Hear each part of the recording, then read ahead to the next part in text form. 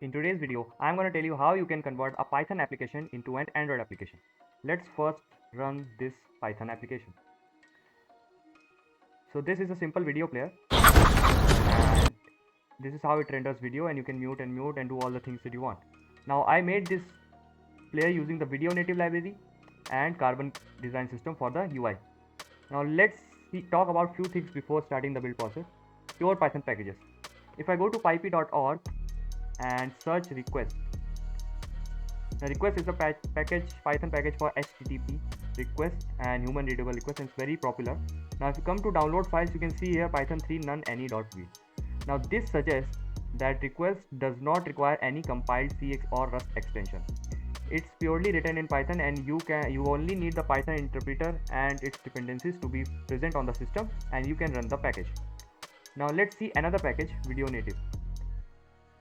Now video native is a compiled Python extension that allows us to render video and also audio using the mini audio and FFmpeg library, and this requires compilation via pybind11 and CMake. And you can see here python 3 many-linux.will.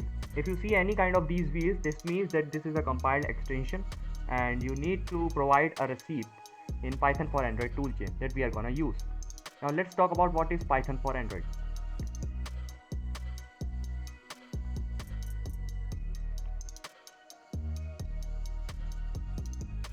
Now let's come to home page and see the readme. Now Python for Android is a toolchain to convert Python apps to Android APK. And in here, if any package that is not pure Python, you need to make a pull request, or you can just go to pull request and make a request for including that package into these receipts. So I also created a receipt for this video native library and pushed here. Now a receipt is something that tells Python for Android how to compile this extension for Android. So these are actually the build step that Python for Android will perform and build the extension for Android architecture depending on the Android ABI and Android platform. And we have also included the FFmpeg include and Python executable Python include dir, so the build can complete successfully. Now let's move to the Linux environment that we are gonna build the system, and I am gonna clone the repository right now. So I'm gonna do just git clone github slash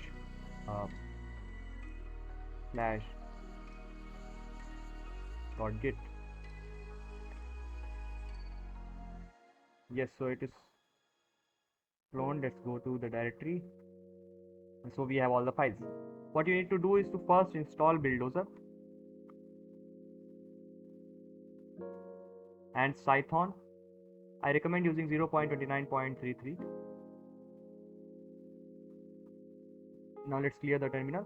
The next things are the requirements that you need on a Linux system for building using buildozer.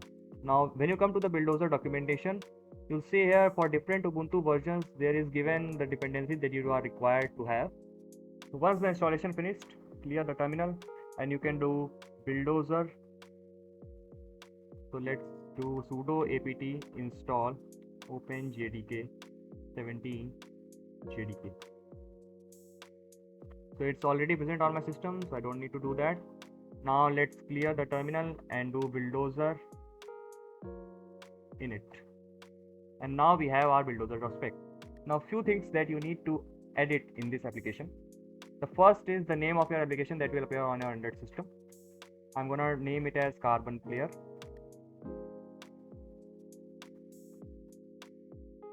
And the package name would be the same with no spaces and in small. The domain would be org.nopensec, and the source dir is dot, the parent dir, pypng, atlas, all files I need to include. The version is 0.1. Now the requirements. Now this is the part where most of the developers face issues. I'm gonna use Kivy 2.3.1. And the first of all is Carbon Kivy, of course, master branch.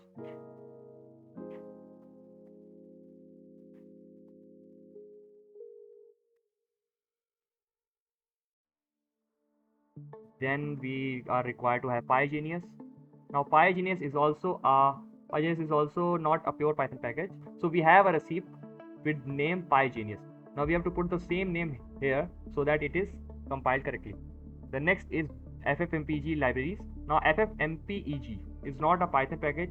These are the libraries that we require on the system to be present for video native to work, like libffmpeg bin.so.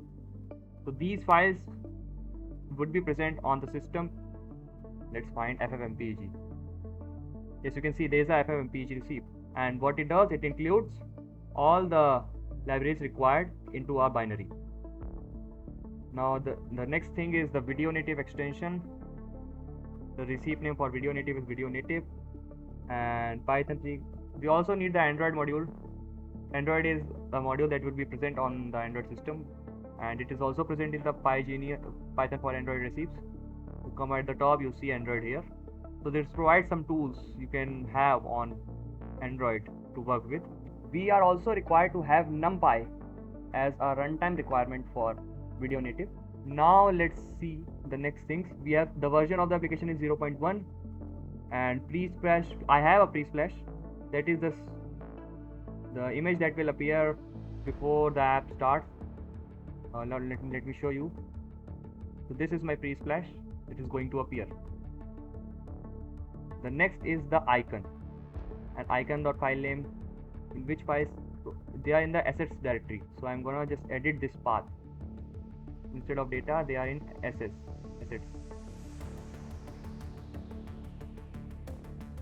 Now source.dir is the source directory, that is dot. We have already mentioned above. Orientation would be portrait. I'll put all these. I just want it to work in every.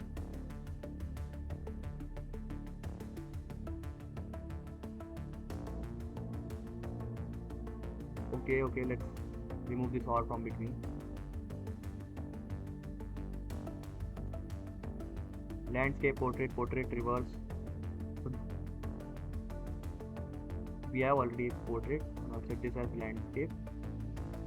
Okay, we have all the orientations that we require for the application.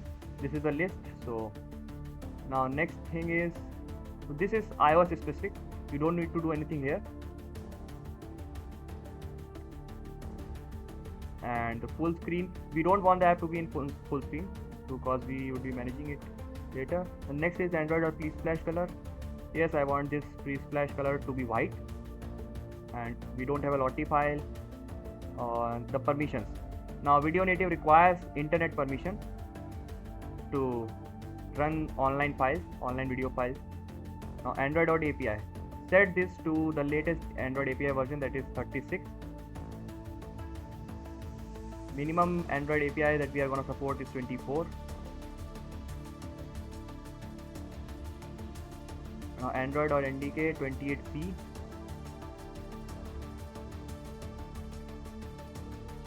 And ndk API is same as the main API, that is 24. And path, SDK path. Now these are all not required except the SDK license, so you are not being prompted again and again.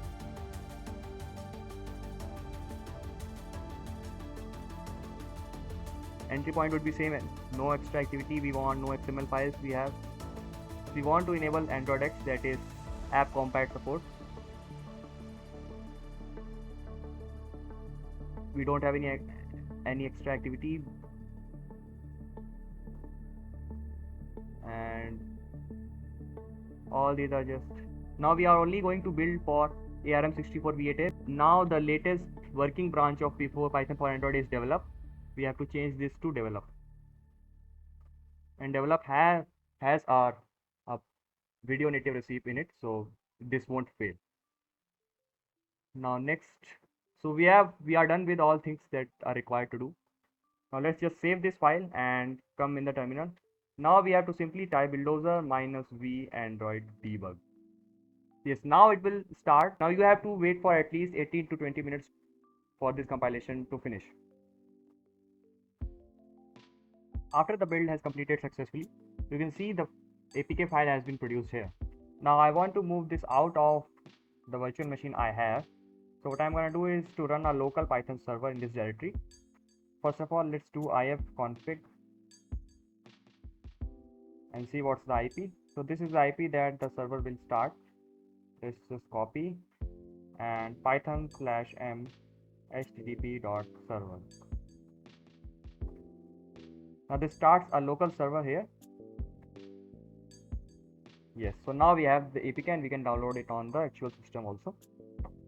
And then we can run the app on the Android device we want. So let's see how it works. So this is the final application after compilation. And it starts like this.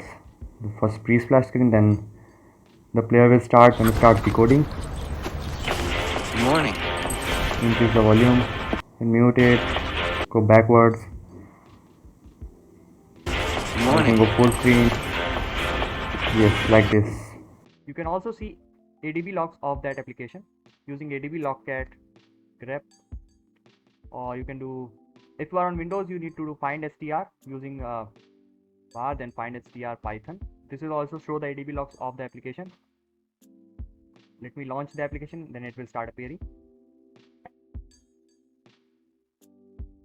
For more clear Python logs, you can do ADB logcat python :d *:s, and this will be more specific to the Python thing.